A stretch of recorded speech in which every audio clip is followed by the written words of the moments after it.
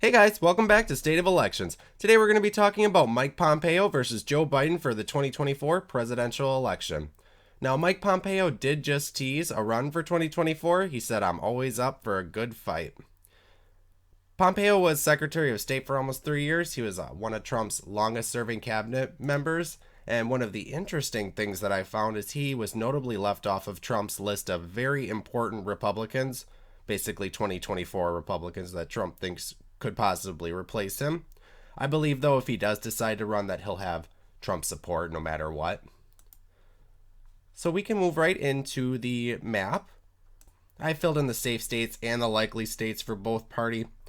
A lot of people say Colorado and Virginia are still not likely states, but Colorado just went for Joe Biden by 13% and Virginia just went by 10%. So I've marked them likely because, along with New Mexico, they have moved to the right since Obama was first elected in 2008.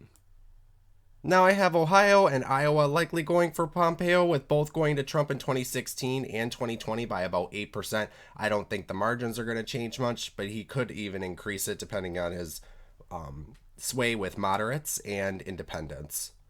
Then we can move into the lean states. I have the first lean state is Minnesota for Joe Biden.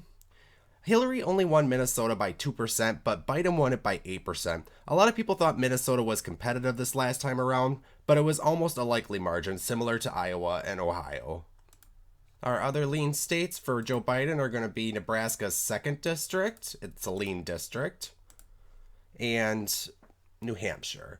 New Hampshire went to Biden by 7 percentage points, and the 2nd district went by 6 percentage points. It has swung. In 2016, it voted for Donald Trump, but in 2008 and 2012, it voted for Barack Obama. Our lean district for Mike Pompeo is going to be Maine's 2nd district. Maine's 2nd district voted reliably Democratic for 2008 and 2012, and then it flipped in 2016 to Donald Trump. But Maine's 1st and Maine's at large are still safe. They actually elected a Democrat while also voting for Trump in 2020, so the district could swing back, but I'm still going to give Pompeo a likely or lean status.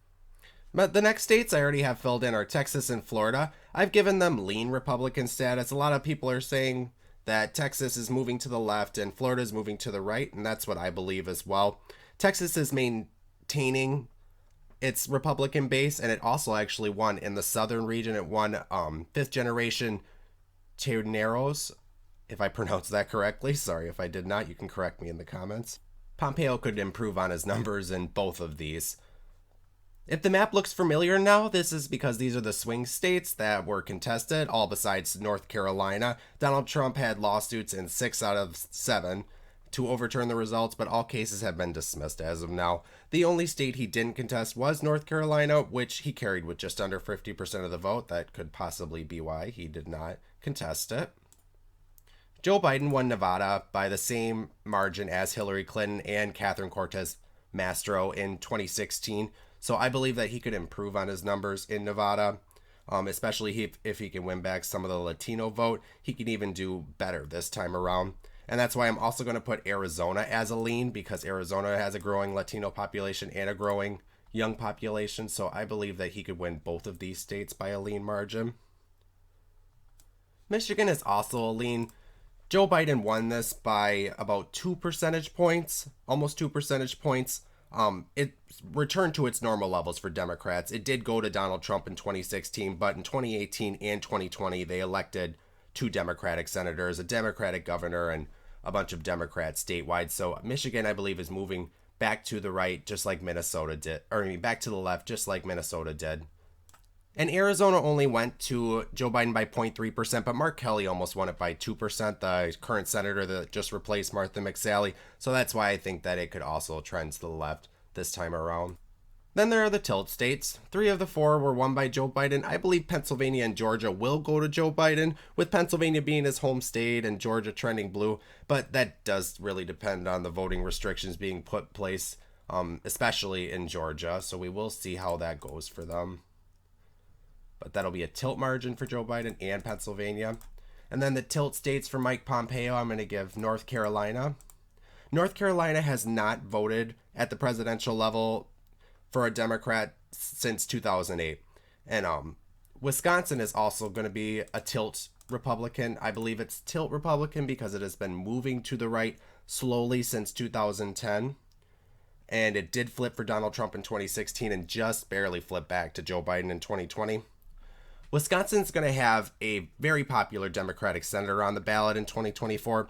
Tammy Baldwin won her 2018 race by over 10 percentage points. So she could actually boost the top of the ticket. So it could still go to Joe Biden, but I think Pompeo would carry it in the event that Tammy doesn't do as well at that level, or maybe even her seat is in jeopardy.